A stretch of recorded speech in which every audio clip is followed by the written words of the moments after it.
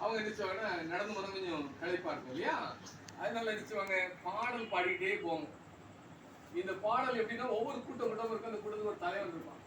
அந்த தலைவர் முதல்ல பாடுவாரு, பின்னால மக்கள் பாடுவாங்க இல்லையா. அதனால இந்த தலைவர் எப்படி பாடுவாரு, எனக்கு ஒத்தாசை வரும் பதவிக்கு நேராக என் கண்களை ஏறெடுக்கிறேன். மேல என்ன தெரியும், எருசலேம் தேவாலயம் தெரியும்.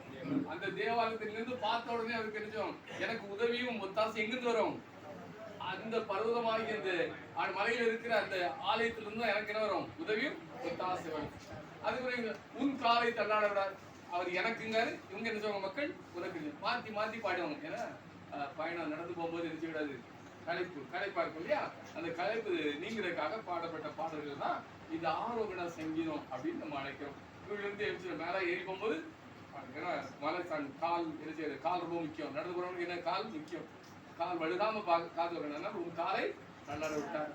அதனால உன்னை காக்கிற தேவன் தூங்குவதற்குள்ள இவர்கள் நம்ம எப்பொழுது ஆண்டவர் பாதுகாப்பு அப்படின்னு அந்த சங்கீதம் பாடும். அதுல ஒரு சங்கீதம் தான் இத 125வது சங்கீதம். கர்த்தரை நம்மளுடன் என்றைக்கும் அசையாமல் இருக்கிற சீயோன் பர்வதத்தை போல் நிலைத்திருப்பார்கள் அப்படின்னு சொல்றாரு. இந்த நம்பிக்கை இந்த செய்கைக்காரனுக்கு எப்படி வந்துச்சு? நாம கடவுளை நம்பினா இந்த மலை அசையாது. இந்த மலை அப்படித்தானே இருக்குது, அது அசையுமா, அசையாது. அதே போல ஆண்டவரை நம்புகின்ற ஒரு மக்களும் அசைக்க மாட்டாங்க, அசைக்கப்பட மாட்டாங்க. எந்த சோதனையும் நம்ம விடும் வீழ்ந்தே போக மாட்டோம் அப்படிங்கிற நம்பிக்கை அந்த சங்கீதம் சொல்லுது இல்லையா. இந்த நம்பிக்கை அவருக்கு எப்படி வந்துச்சு அப்படின்னு நம்ம கேள்வி எழுப்பி பார்த்தோன்னா, இஸ்ரவேல் மக்கள் பாபிலோன் அப்படிங்கிற ஒரு தேசத்துக்கு கைதிகளாக கொண்டு போறாங்க. ஒரு 60-70 ஆண்டுகள் அந்நிய தேசத்துல வாழ்ந்தாங்க. எப்படி நம்மள ஆங்கிலேயர் ஆட்சி செய்தாங்களோ அதே போல இவங்க என்ன செய்தாங்க, பாபிலோன் அப்படிங்கிற ஒரு அரசாட்சி கீழே போயிட்டாங்க.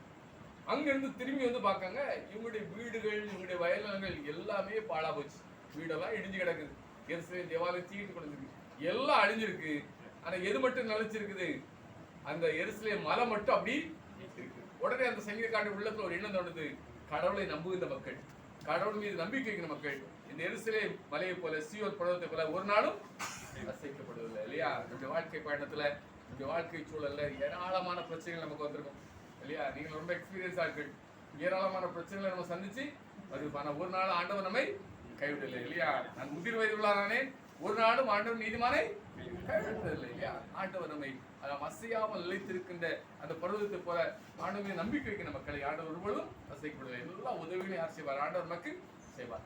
இரண்டாவது இந்த வசனத்துல ஒன்று சொல்லுது, பர்வதங்கள் எருசலேமை சுற்றிலும் இருக்குமா போல்